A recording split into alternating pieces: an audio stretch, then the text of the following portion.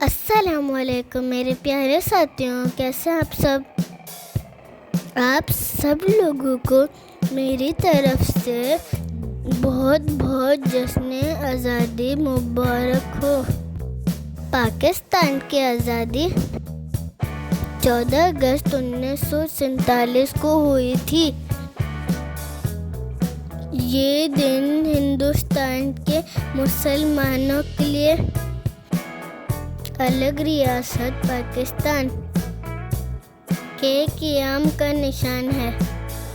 یہ آزادی پاکستان کی تحریک اور قائد اعظم محمد علی جناح کی قیادت کے نتیجے میں ممکن ہوئی، جنہوں نے مسلم لیگ کی قیادت کرتے ہوئے مسلمانوں کے لیے ایک آزاد وطن کے حصول کی جدوجہد کی۔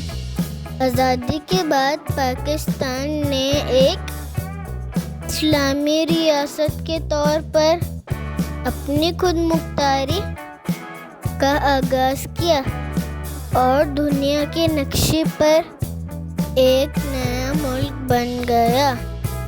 ہمارا ملک ہمیں بہت قربانیوں کے بعد ملا ہے۔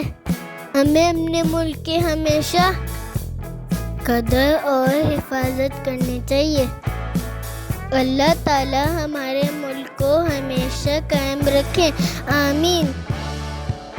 پاکستان زندہ باد۔